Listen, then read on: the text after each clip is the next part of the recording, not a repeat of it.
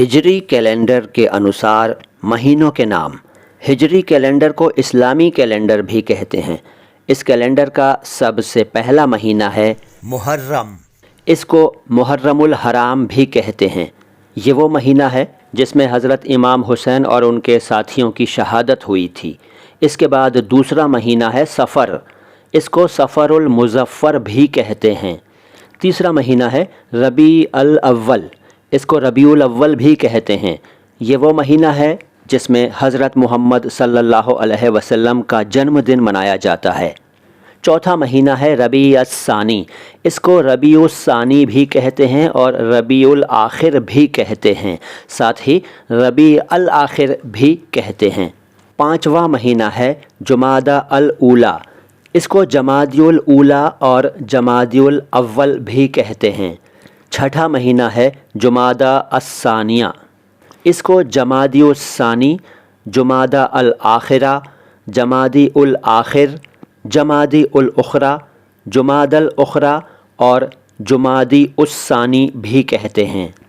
ساتواں مہینہ ہے رجب، اس کو رجب المرجب بھی کہتے ہیں۔ اس مہینے میں کچھ مسلمان کنڈے کے نام سے میٹھی پوڑیاں وغیرہ بناتے ہیں اور فاتحہ وغیرہ کرتے ہیں۔ آٹھواں مہینہ ہے شعبان، اس کو شعبان المعظم بھی کہتے ہیں۔ اس مہینے میں شب برات منائی جاتی ہے۔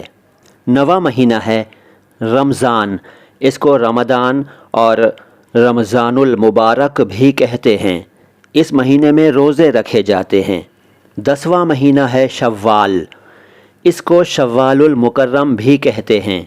اس مہینے کی پہلی تاریخ کو عید منائی جاتی ہے جسے عید الفطر کہتے ہیں۔